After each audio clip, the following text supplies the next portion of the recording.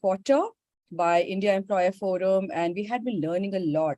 And you know what? Today we have a amazing topic. I'm sure it's very, very close to our heart, and we are here talking about being gender agnostic. Everyone loves this topic. So our topic is bringing women back to work. Don't you think a lot are going on around us to handle this whole context? And if you look at the whole relationship between women's participation in the labor force and economic, social development is really complex. This is, when we look at the whole multi-dimensions, impact on the economic activity, social norms, educational attainment, fertility rates, etc. In India, the labor force participation of women was 25.1% in 2020-2021 from 31.2% in 2010-11, even after increased awareness about the importance of the participation of women in workforce.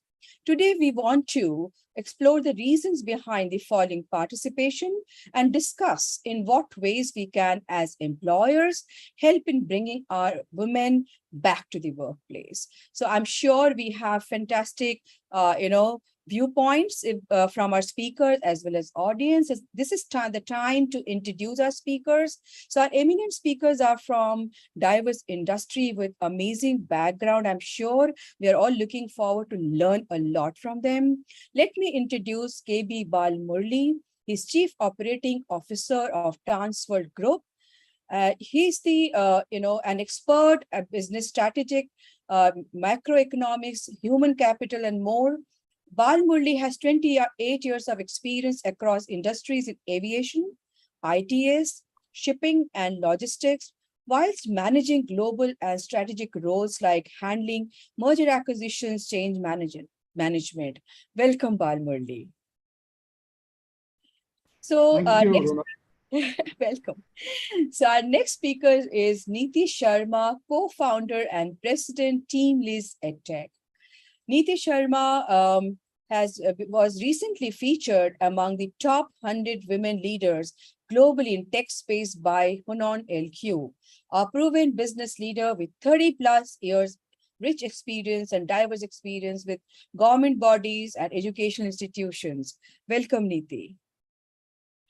Thanks, Runa. Our next speaker is Raj Tanwar. He's the Chief Strategy Officer and HR Head at Advantage Club, working across diverse industries such as IT, ITS, engineering, manufacturing, oil and gas, and pharmaceuticals, to name a few, over his 20 years of career. Raj is also participant of recipient of multiple awards, the most recent one being the Great People Manager Award, Great Manager Institute and Forbes India 2020, and TAPI Young HR Leader Award 2020, People, Business and Economic Times 2020. The list is long. I think I have to stop here. Welcome, Raj. Thank you so much, Runa, for such a warm welcome. I appreciate that. Amazing. So we always make it very, very interesting conversation for our audience, and especially when we are looking at post-pandemic era where things are changing for everyone. Why not to ensure a diverse workplace? Why not to ensure bringing more and more equality? And that is where probably this pertinent topic has come across to us. And we are deliberating today. And I would be asking certain questions which has come from to us from a lot of audience who had been registering. A lot of interest got generated for last few weeks when we were connecting to our lovely audience and who were very, very interested to know what is the perspective of our eminent speakers. So my first question to you all would be, despite the policy push, participation rates are low. What do you think are the reasons for the falling female labor force participation rate? Who would like to go first? Murli, you would want to take it? Sure, Dr. Runa. Thanks for the wonderful introduction. Very, very interesting topic. I would like to start with a quote by Swami Vivekananda. He had said that if you educate a man, you're educating one person.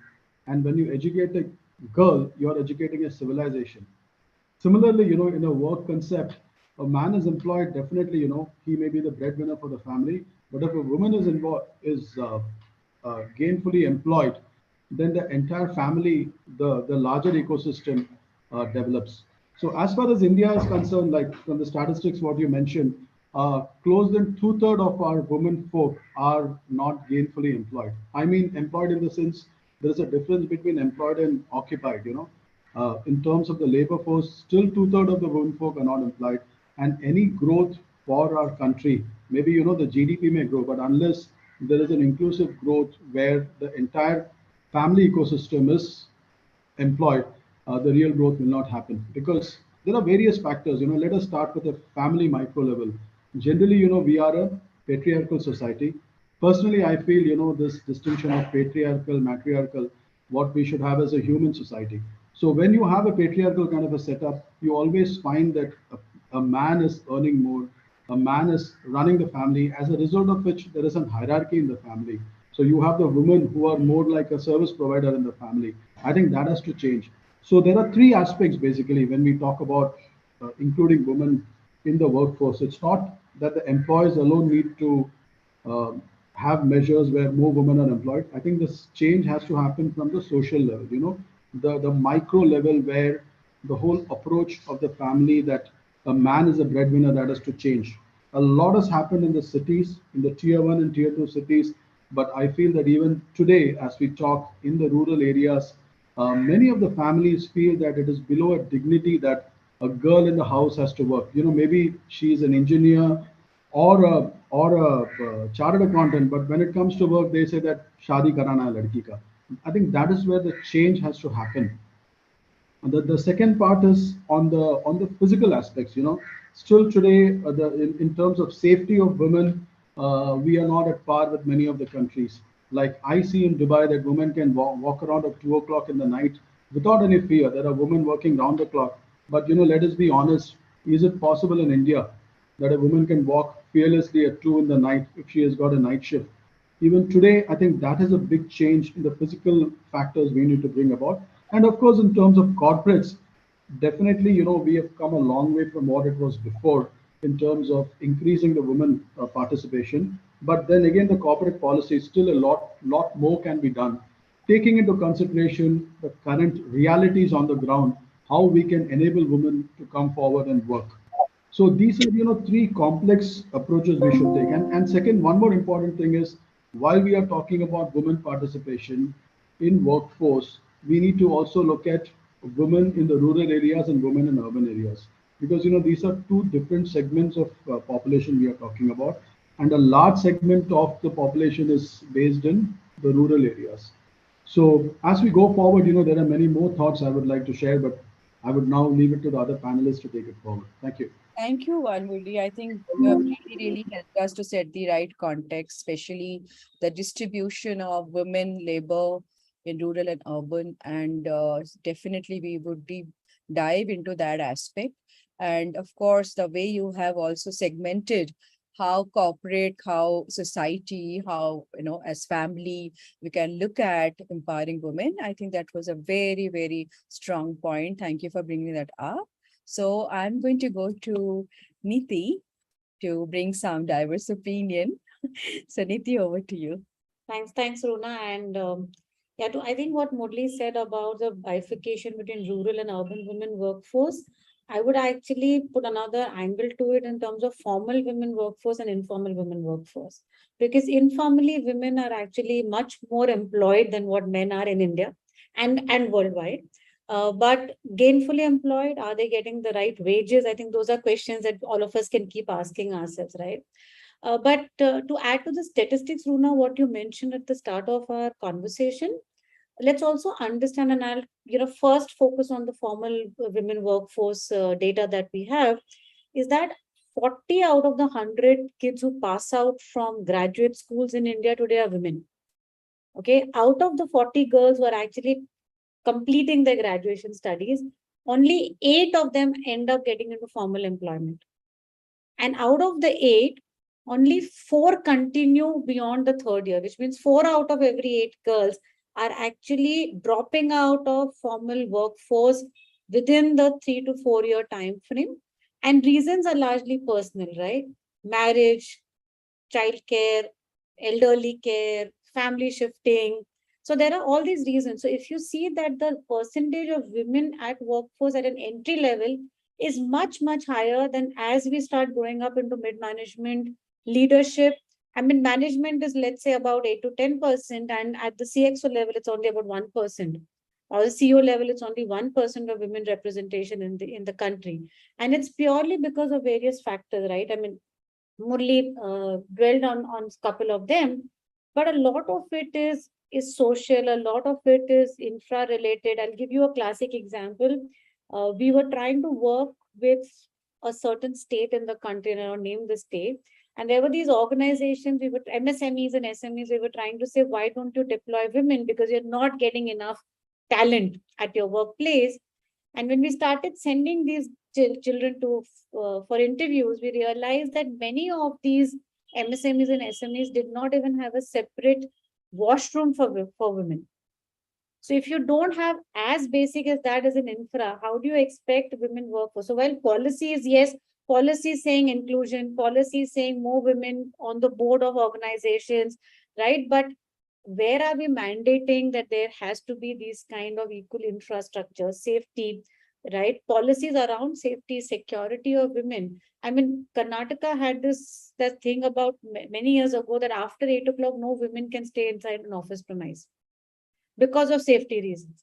Now, with the moment you do that, employers are actually deferring hiring women. They rather hire men because, okay, at least if he's staying till 9 or 10 in the night, I don't have other issues to take care of. So I think those are policy issues that one has to look at rather than just issuing fatwas or mandates or quotas saying that you need X percentage of women in the workforce. I think there has to be an enabling environment that has to be created. Otherwise, these policies really make no sense to anyone. Excellent, Niti. I think the statistics you mentioned, even if they're shocking, but I think they're eye-openers. And we should all start looking at them very, very seriously. And all the movements all of you are doing through your thought leadership, through your various initiatives. So proud to have Raj with us, who had been awarded, recent times for his good work. And Raj, I'm very, very sure you would bring a very strong perspective. Even when I was listening to Niti, she talked about infra, basic, requirement. You know what? I think beyond that, we have to also look at hygiene. How do we teach in the family? Because now we are going to be gender agnostic. I remember in one of the organization, people said, Runa, you have male toilet, female toilet. What about people who are into LGBTQ?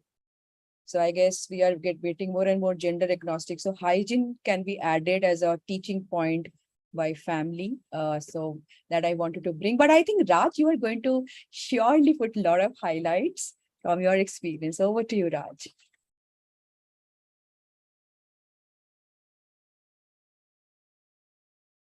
You are on mute, Raj. Can you hear me, Runa? I Yes. just wanted to confirm. Okay, thank you so much, Runa, for looping me in. I'd like to start by statistics and then talk about why participation is low. So a very important statistics, which is LFPR, which is labor force participation rate. It is often observed by McKinsey and a couple of large consulting firms, including UNDP, which clearly said that, and you mentioned a part of it, that the participation of women, which was way back in 2004-5, was as high as 42.7%, phenomenally dropped to only 25% in 2021.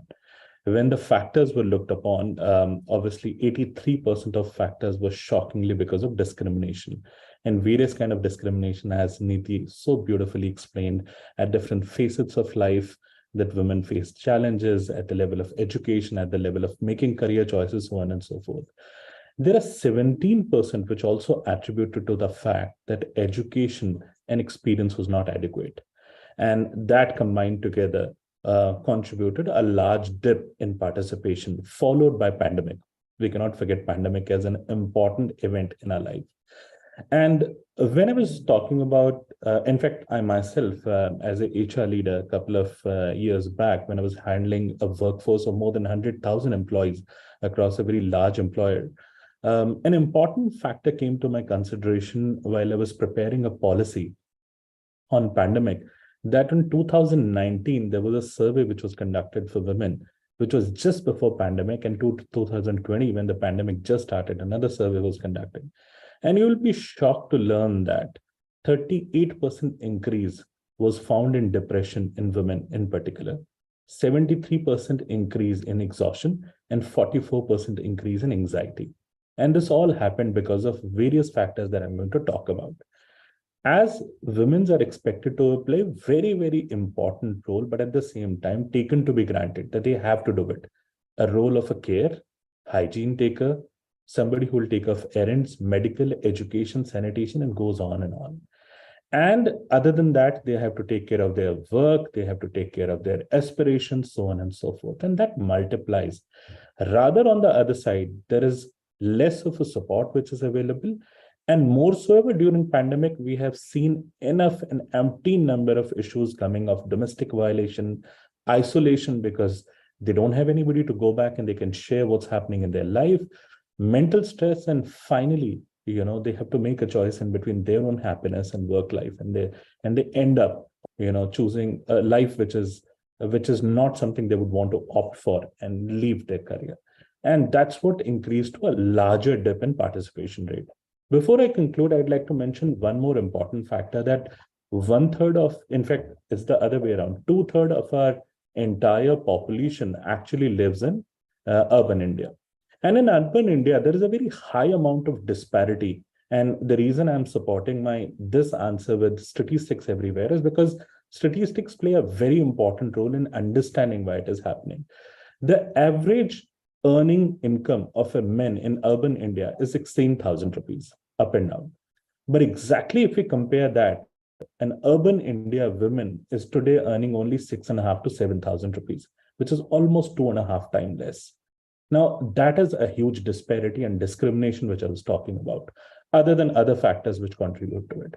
So a society which is so disproportionate, whether it's in terms of care, in terms of pay, in terms of policy, in terms of infrastructure, and more so ever as design, it is bound to happen that the participation is going to go low. So it's evidently clear with both statistics and reality that this is going to happen unless we fix it by design. It is going to be low, and it's a sad state to be in. Absolutely great thoughts, Raj. I think you talked about probably we have to go back to the root, the design segment rather than touching the surface. I guess that was a very, very, directional point you made, and especially when you gave the stats over and above what Niti shared with us.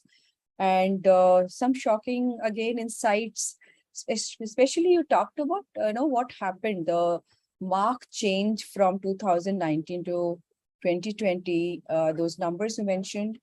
And we have also noticed, regarding a shocking area, which is job loss.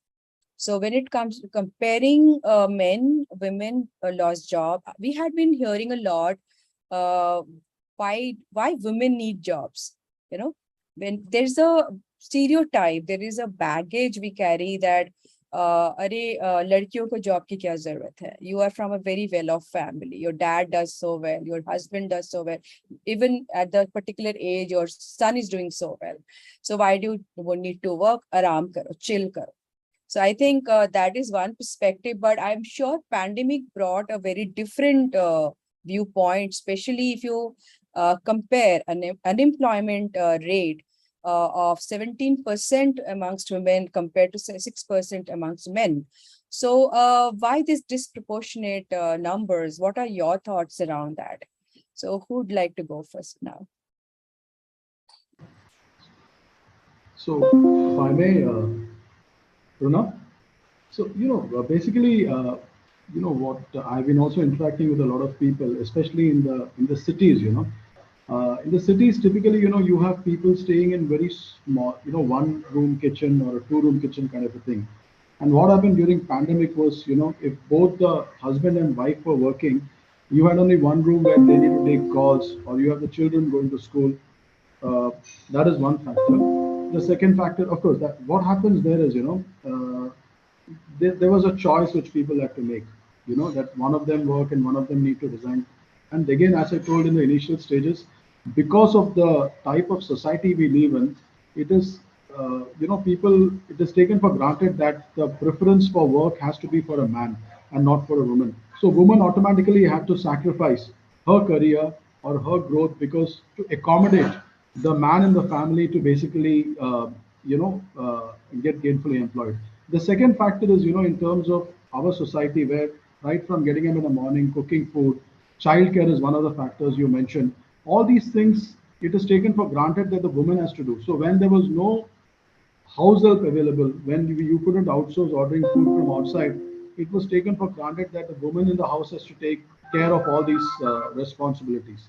And this is where I think, because of various factors like this, women automatically had to give up their careers, and that is where you see the drop in the workforce is happening. The employment rate is happening. The second part is, if you look at the rural India again, women were doing more of physical job, and due to this COVID protocols, they couldn't travel outside and they were restrained being at home. Whereas the men folk, in spite of the COVID protocols, could stay in certain places or certain farms, they could stay overnight. So these factors also contributed a lot in terms of the reduction of women folk at work. I would like to add to what Murli is saying, Runa, is, in rural India, obviously, this whole issue about women not being able to travel out, not being able to come out. But along with that, let's also understand where is the highest volume of women workforce employed today.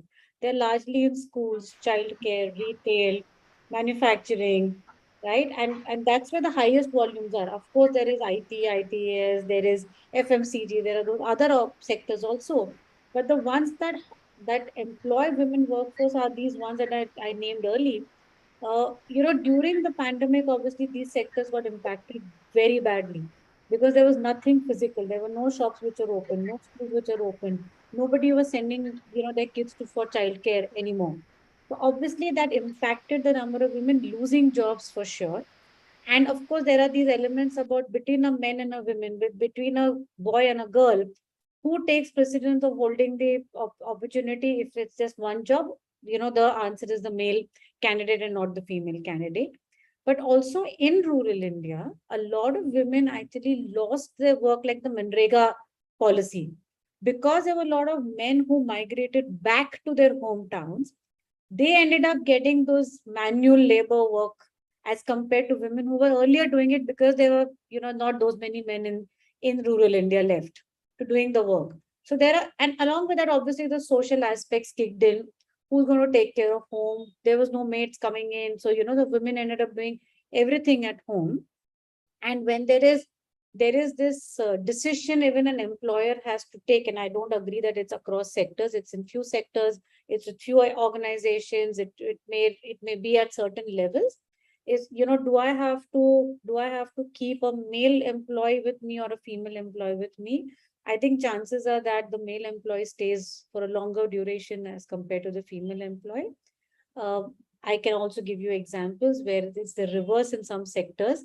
But I think for the conversation we are holding today, which is very high volume women workforce, I think the dip purely happened because of multiple reasons. And somewhere, if we start answering the social aspect of it, I think the others gradually will start improving by itself. Niti, I think very good point you made about specific industries, but sometimes we neglect to understand few industries as well. Typically we expect women to pick up, even after engineering, why not teaching? Yeah. That it's easy to raise children and look after elderly and manage, husband's expectations and societal expectation, etc. So they had gone to maybe a lecturership or teaching in schools, but COVID impacted them as well in large number. So there were less admissions in college. There were less professors had been retrenched, and huge issue. And moreover, other than that, when men lost their jobs, women felt guilty.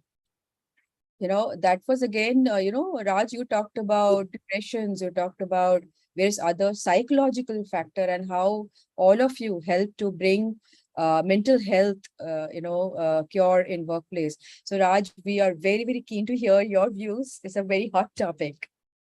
Indeed, Runa. And I'd like to pick up an experience and then talk about the subject, why there's a dip. I remember we started a helpline at that time, and you're phenomenally surprised to know the lot of women colleagues who used to call, and it was more of an EAP, employee assistant program that we had, wherein a lot of women called and they just wanted somebody to hear them. You'll be very surprised to know they just wanted somebody to hear them, period. They wanted to just vent out. They wanted to share what's happening with them. They had least expectation from someone who would come and support them, because they themselves, they are very strong psychologically and mentally, but they just wanted a place to vent out and to just share what's happening in their life. And that was a certainly eye opener for me. The reason for DIP, I also feel, as I said, lies in four things. And I always start with pay as the first factor. Because if there are two genders, agnostic of which country, which religion, wherever you are, if there are two people working in the same job, why there has to be disparity in pay? You pay me less, obviously my motivation will be less. My motivation will be less, then obviously I'll drop out over a period of time. So I'll start with pay as the first factor. The second factor, I'd say there are certain industries which were significantly and deeply impacted. When I talk about it, let's talk about our offices were practically closed at that point of time. Staffs like, and here there is a difference in between blue collar and white collar job, but there are staffs like housekeeping, security, steward, basic initial desk where reception desk and other people. They simply lost their job because there was no need of that staff, as employers felt over at that point of time. And but there was no, I'm putting it a little straight, but at the same time firm. There was no remorse of even calling them back once the pandemic has become better. We are only talking about what happened during pandemic. Has it become better? The answer is no. How many employers have called women back who lost their jobs at that point of time, and they were working with them at that time? If we do a survey right now, we will be shocked to learn that how many people have been called back again, despite the fact that they were working with them for years together, and even after they lost the job. Were they called back? I'm not sure. The third factor, which I feel is very, very important, which I said, a very important word which is attached to women as a gender, is care.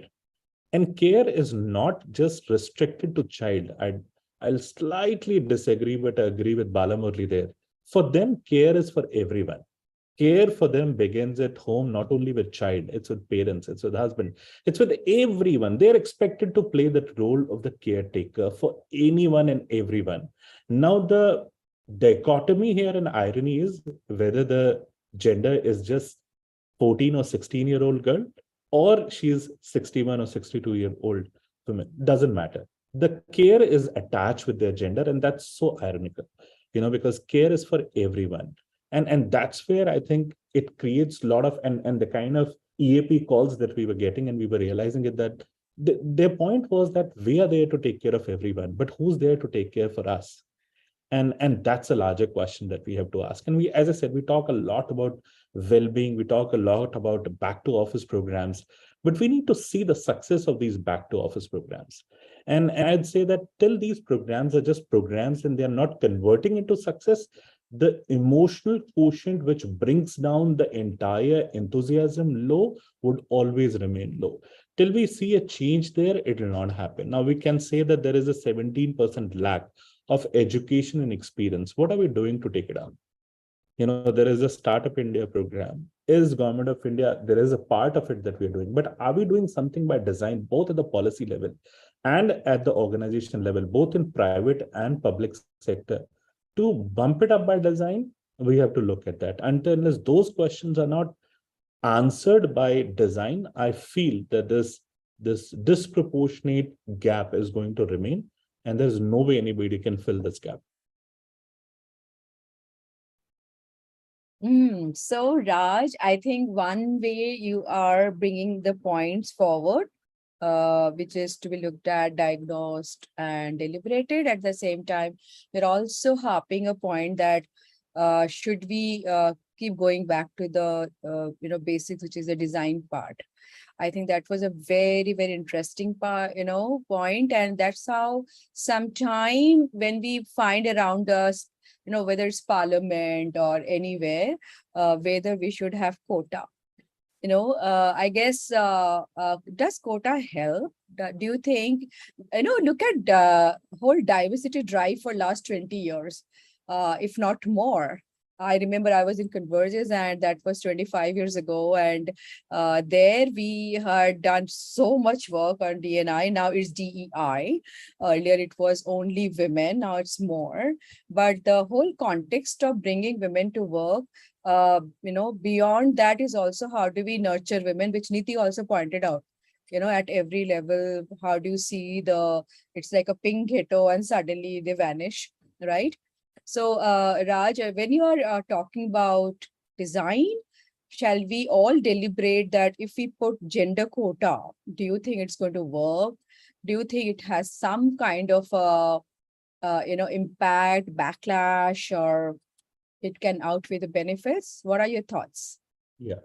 So, Runa, this is a very interesting perspective here. Let's talk about quota system, which is right now being implemented at our legislation level. Now, it has its pros, it has its cons. Now, when I talk about there are certain challenges that we are facing, we all know about the proxy candidate. Am I right? And I'm talking starting from the parliament itself.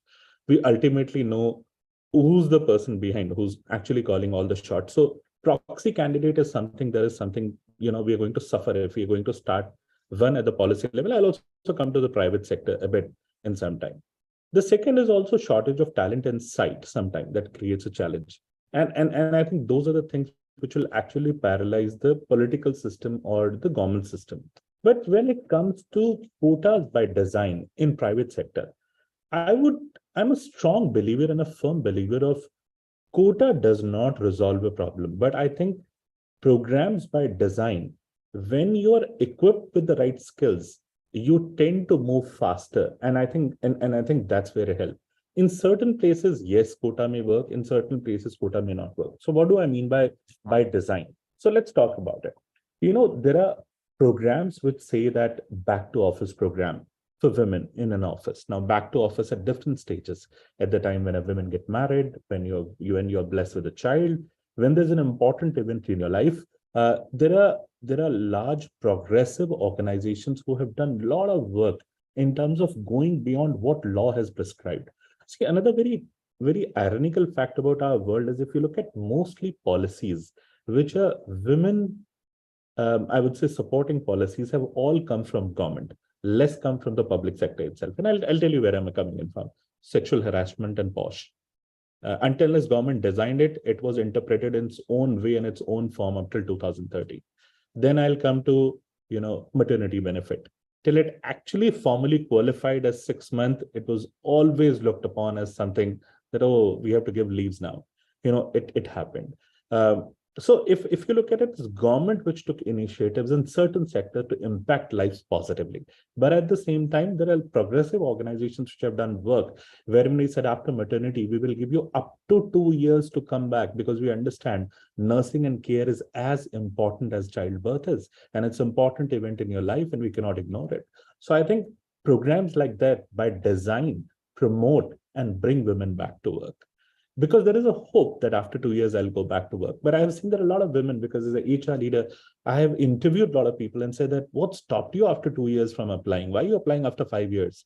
And the question was apparently clear that after 2 years, I knew that nobody's going to give me a job. So I said, let me wait for another couple of years till I actually. But when people, and then there are women leaders and there are women employees that I have met who said, and I asked them that, and they started following up. So my 2 year is coming to close. Can I join on that particular day? So that was such a happy feeling that that there is a job security that you already have with you. So instead of quota, I would say give job security. That is more important because there is something you look up to and you join back. So that's one. Second is policy relaxation by design. Niti so beautifully mentioned after 8 o'clock, women working at work. By design, you stop hiring women. That's so unfair. You take your policies up, step up the benefits in terms of transport, food, security, and make sure that no gender bias actually kills an opportunity for you as an equal opportunity employer to offer great employment. So I think Policy relaxations are important. Well-being, it's so essential, both by design from a biological standpoint of view and otherwise, because, and again, Balamurali mentioned so beautifully well, a woman can change a whole generation, a whole family. So it's so important that if her mental well-being is good, the entire family she's the backbone of the whole family. I would say alternate career options. Very less employers have thought about it by design, that okay, we understand there's a great leader or there's a great contributor, she's not been able to be successful in this particular role given some changes in her life, or she has come back for a change in role. Why can't we give alternate change role options? So that has to be looked upon. And last and most important, I would say, aspects like education sabbatical by design by employers. See, enough and more parents do to make sure that women study and they reach up to a level. But I think after they join the corporate world, it's a different kind of war that starts. It's a different kind of life that begins. And I think that's where, again, there's a lot of impetus, there's a lot of positive development which is required to take them to that level, that instead of quotas, these initiatives by design put them at par with any other candidate and say that, hey, I'm not up because of quota. I'm here because I deserve it. I'm here because I have earned it. I'm here because I'm here to prove my worth as a leader that I stand for. And that's my take on it. I think you beautifully covered most of the points, and at this moment, I would like to thank our audience. There had been questions from Neha, Nilavar, Sundaraj, and Arvind. So I'm going to take that soon, and probably I have to cut down our time to take you on this very, very interesting, very good point. And because Raju covered so beautifully about all the aspects on the hindsight of quota and what it brings, as you right said, it quickens the steps, etc. So rather, I would pick up the next question with you, if that is okay, Niti and Balmurali. Yeah. So when Raj was talking about various factors coming forward, why quota is there, what policy changes happens, and what is the impact. Do you think there can be certain factor which affects the participation in of women at workplace besides organizations coming forward? They also go through a process in their mind. There are a lot of reasons which they pursue. I think I would like you to highlight that. What doesn't what are the effects of such which are the factors you should you would like to highlight that which works for women when it comes to workplace? Yeah.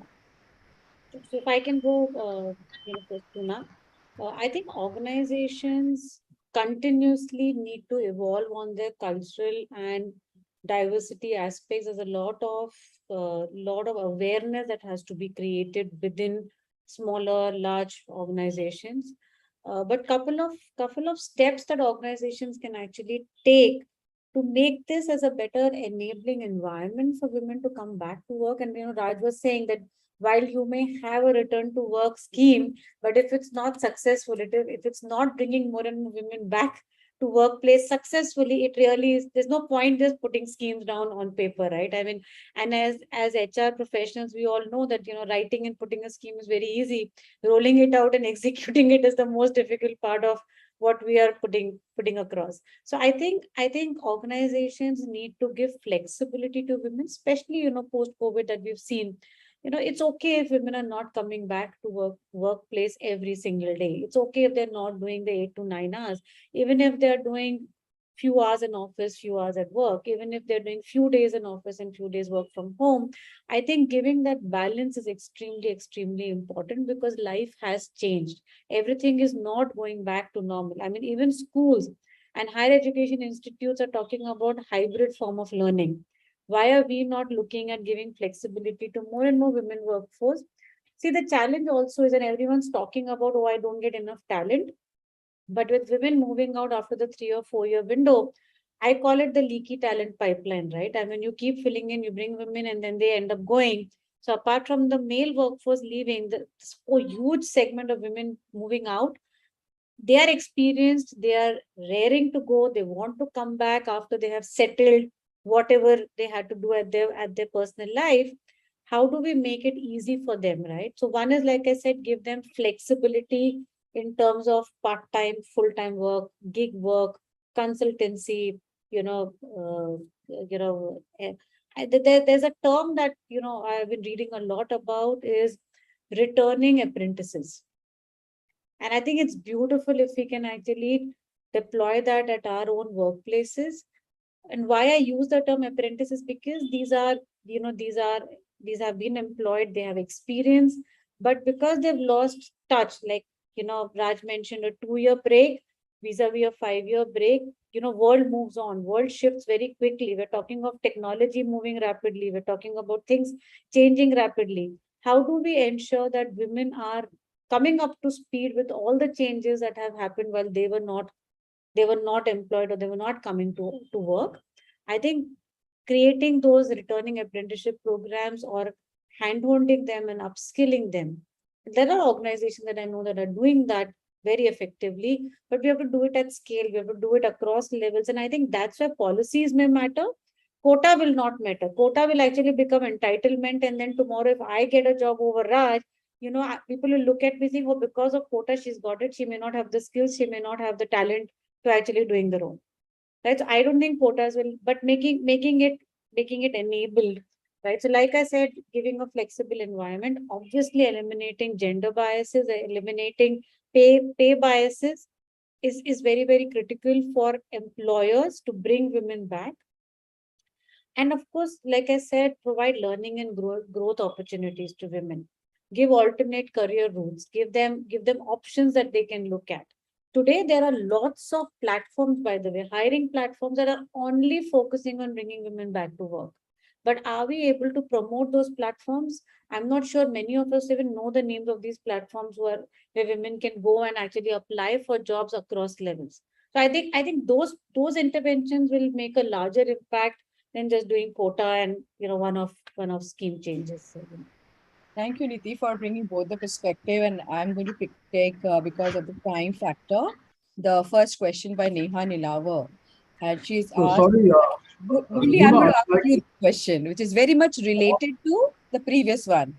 So Sure. please allow me to, spell out the question, because exactly the line of conversation we are having, but she has a little different question. So I would like to come to you, Balmurali, for this response. So Neha had asked, what is the reason of failure of return to work for women policy? What can be done for successful implementation? So Murali, it will be very useful if you give your perspective, and others can add, but there are 2 more questions and I would like to take them up before we call it today. Yeah. So Murali, over to you. Thank you. Niti beautifully covered in terms of getting women, what are the socio-economic changes we can bring about, prodding women back to work. And Raj, I think, touched upon the core of the problem, that is supply of women for workforce. So while we are talking about increase in workforce by various measures, quota or other ways, is there a supply of women in the workforce? So we need to address that core issue. That is what is going to enable women participation at place. One important thing, from a corporate perspective, I would like to highlight, this is a very, very controversial topic which I'm going to talk about. That is maternity leave. Let us be practical. 6 months away from work, definitely, motherhood is the most important thing. But why maybe some of the corporates are not preferring women is, 6 months, I pay the salary and I'm not getting that. I need to have another FTE that is employed in that place. So that is one of the deterrents, probably why you see that women are unable to come back to work. So how do we address this issue? Definitely, it's a physical thing where the child requires the mother's physical proximity, and it's a social responsibility. It's a human responsibility. Why don't we look at paternity leave? Okay, companies have got 1 week or 2 weeks paternity leave. Why not look at a 3-month paternity leave? Now, how is it going to work when men are able to complement looking after the kid, say after 3 months, where the woman doesn't need to be with the kid, then the woman can also return to work. Or there can be a work from home option. So what happens is, while woman needs to get back to work, our law is also framed in such a way that a male is unable to spend time at home because he doesn't have a paternity leave. So the woman is forced to sit at home for 6 months and maybe later and look after the baby. This is a very, very important issue, which we need to address. why not change the way we think? The government has to, look at something different, where by this law, you're implying that for 6 months, a lady is unable to effectively engage with the corporate. So, Right. now COVID has opened up a lot of, it has opened eyes for the whole world that you don't need to be in the office physically to work. You can work from home. At the same time, let us be fair to the menfolk also. Give them that leeway where they also have avenues to effectively help the woman at home, so that the woman can engage more effectively at work. So it is complementary to each other. The second thing is, Murli, I'm going to stop you here. I think you should have asked for something even more, because whatever you've asked today and what you said right now is so relevant. In fact, just this morning I was reading about this company called NatWest Group that has yeah, actually introduced a gender neutral, maternity leave policy. A six okay, month that, leave for either of the parent or both the parents. yeah, I, that would I be think you really should have good. asked for something more today then. I think Certainly, we yeah, all that's should clap really for good. that. Yeah, I'm going absolutely. to go back to NatWest to compliment them since Nidhi brought it up. There are, Absolutely. Well, Balmurali, I'll just come to KBB. I'll come to you. Yeah. I would also like to give little time to our audience and come back to you with the same point. If you want to finish it, then maybe I'll talk about this later. Please kindly finish one only. No, that's fine. We can take the questions, and I think that is So you more know what? important. There's Let's hear some more. narratives also, because people are excited as an audience and they would love to share their views, like Natwist point. Yeah. But Sundaraj and Arvind actually shared something you all can comment. It's written from the culture point of view in India. The mother and father of girls look for an well-employed guys, but why don't we get a change here in reverse? How many of them are thinking so? Which will help the women at work. It increases in return. Men also should have the mental thought of taking care of home or sharing the stress at home equally. What's your thought here? Anybody would like to comment? Raj, Niti, Balmurali, and we can then take up the next one. I yeah, think, obviously, yeah, please, Raj, go ahead. It's the obviously, leading one, right? That of course we should all start thinking. And Vijay Bhardwaj, thank you, Vijay, for your comment. He has written about his organization that Rockwell Automation launched a program this year to bring back women back to work from the career break by the name Reestablish. Also got win of 5 women employees after 5 years of career break. But Niti, here again your point, no, 0 to 3 years. And Raj, you mentioned about they wait till 5 years to come back. So I yeah. think it's proving, right? So Yeah, what so about the 5 year plus people who wants to come back? And what about people who wants to come early? So, Runa, I'd like to pick this, and I'd like to answer this in one shot, both for Niti's question and Sundar's question too. See, this is a very beautiful perspective. We all make policies, am I right? Whether for gender neutral policy with male or female. But Niti asked a very pertinent question: why do they fail? And the beauty of it is, if you realize they fail because back to women programs do not have any by design security, and I'll tell you what I mean by that. If there is a woman who she's gone on leave, when she comes back, by design in organization, I'm going to talk about practical issues, she's rated on a scale of 1 to 5 2, because she was not there. So what we did in our organization, we said that every person would be rated 3 if they're not there. 3 means a great contributor, they've contributed in their way. That means secure their place where they are. That's why their policy failed. The second is it's very strange, but at the same time, the way the policy is designed, as I said, 2 years break. It's not easy for any employer to pay for 2 years, am I right? It's not practical. So what do employers do? First 6 months by design, what is given, that's given. Then after that, they bring women back by design at work. So what we did is we said you work only for first 2 hours and you will be paid 50% of your original salary. Then you work for 3 hours, you will be paid 75% of your original salary. You then contribute only 6 hours in a day and you'll be paid 100% of your salary for the last 1 year. So it's staggered pay, but at the same time, get gradually back to work. Don't just bring it one fine day back to work. As Niti said, the world has changed in 2 years. A lot of things have moved. So bring them gradually up to pace. Otherwise, the policy is going to fail. The third is conscious support. During these 2 years, we made sure that some or other person keeps on calling the employee and asking, you're at this stage, do you need a medical help? Do you need an additional mentor or a person's help at your new job, at your new profile that you've got into, so on and so forth. So by design, there is a dipstick that we do every 6 months and check how's the person feeling, what are the support required, because then the person feel belong. And I would say the world has moved beyond DEI, which is diversity, equity, and inclusion. The world is all about belongingness, because belongingness is a larger umbrella. And that's where people feel that I'm asked, even if I'm sitting at home, is this policy impacting me? Am I happy with this policy or not? There's a very next important aspect: secure the position when the person comes back. Balmurali beautifully said that you may or may not have that position open. So be it. There is an alternate career option available for you. So pick up an early, at least a year early, and tell the employee, don't give the employee bad news that the role is not existing anymore. Tell them the role is there. It's just that there are 3 more roles available. Would you like to pick any? And believe you me, if you work on this by design, there is no policy, Murli, or for that matter of fact, Niti and as others said, they would fail, because I have seen it, I have implemented it. If you care by design, it is success by design. But if you only make policy and leave it, they fail. True. In fact, we have a CHRO commenting. Anil Dhankar is a very old friend and a very, very successful CHRO based out of Mumbai. He has written remark on maternity. Thank you, Anil, for joining. We need to change the perception. In a career span of 20, 30 years, a woman takes maternity leaves just once or max twice. Not too big deal as a, corporate makes it out to be. And he also is, actually thanking you for sharing your beautiful thoughts.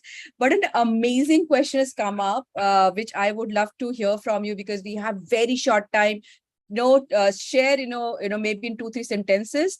This is the recent move by BCCI on equal pay for equal play has reignited the debate on achieving equal pay for work of equal value. Will corporate India see gender pay parity as well? I think we are battling with other issues. What about gender, pay parity? Quick one line response, Balmurali. I think he wanted to, and Niti was also, kind of itching. But one more question has come. Can we be short and address another question? Yeah. I think on parity part, I think our country has gone beyond that, because like when you go for a campus recruitment, you don't have 2 parameters for a woman or a man. So I think pay parity part is not there. What we are trying to talk about is enabling women to work. So one more aspect, since the time is short, while we are talking about man and women, let us not forget the transgenders. They are an important component of the society. So let's look at something which is gender neutral per se, and look at the larger issue as to how we can bring forth that kind of a proper inclusion of all sections of the society. Very nice, Niti. I think what Deena Dayalan has talked about, I would love to hear your comment that women in unorganized sector, they come to work second day of childbirth, and we focus on organized sector.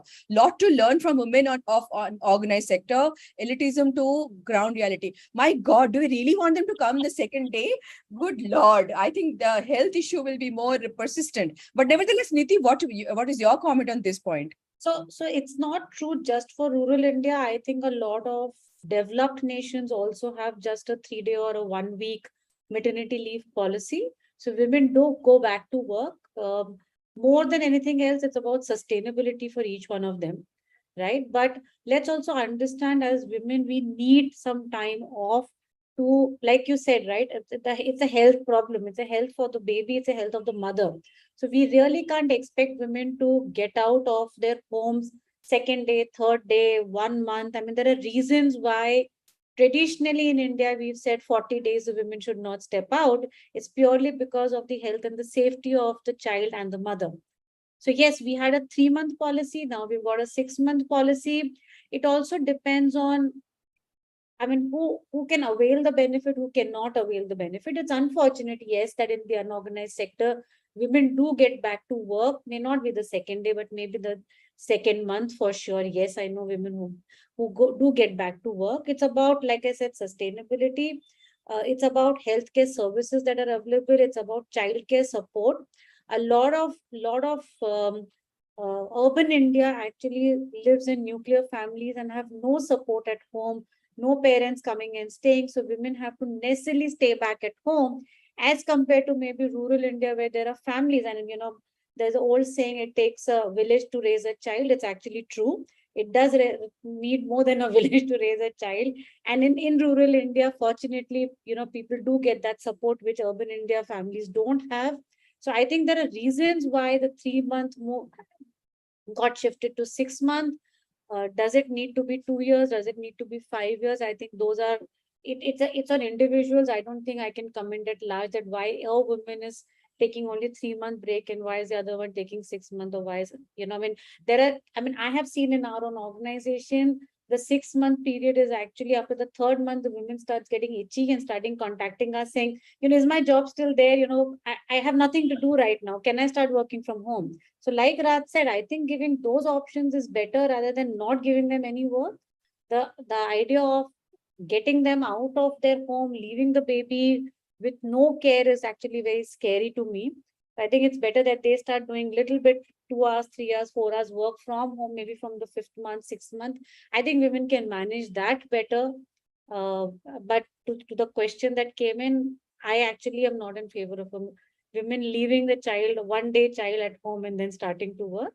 If that is a case, I think it's unfortunate. It's only because the women needs to survive that she will push her limits and go and do that job.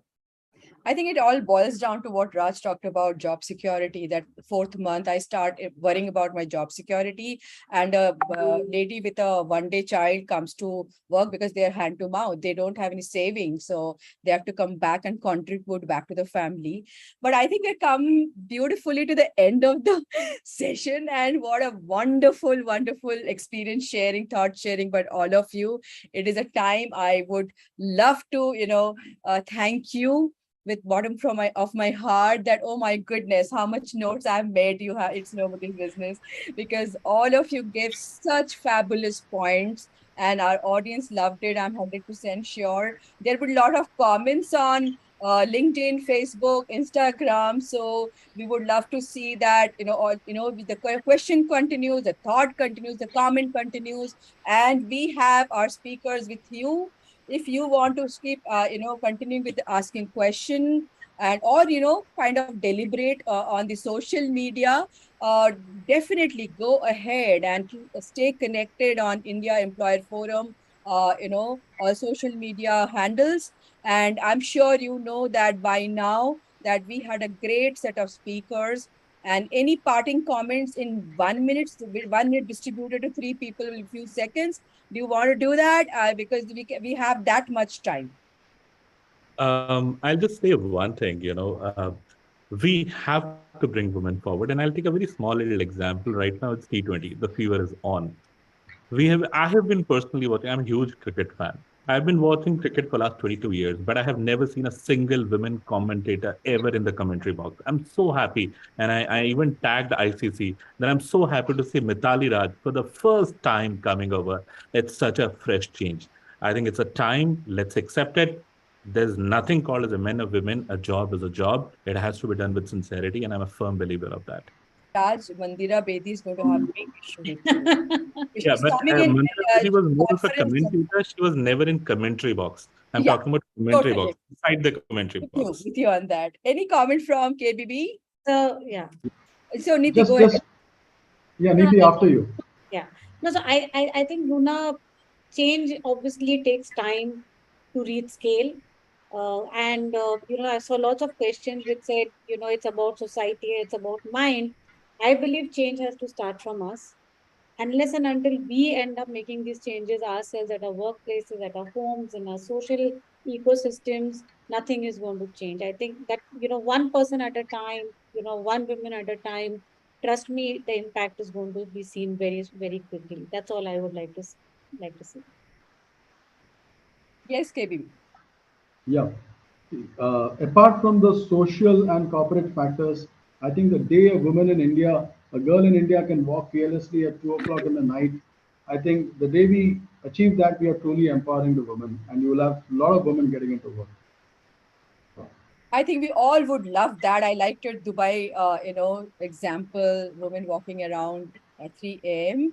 We will wait. We should stop saying we need people, security guards after 8 p.m. The moment any men would start looking at women colleague after 7 o'clock, they would start saying, "क्या कर रहे हो? घर जाओ, कोई घर में कोई है नहीं क्या?" So let's not have those comments anymore for each other.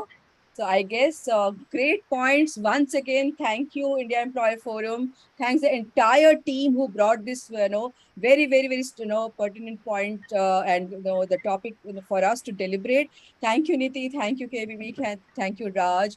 We had a great time. Thanks, audience. We had so many questions. We loved it. Thank you for energizing the whole environment. Have a lovely day. Take care. Thank you, Thank you, everyone. Thank Runa. you, Bye-bye. Runa, for the wonderful Thank you. moderation. Thank you. Thank you. Bye-bye.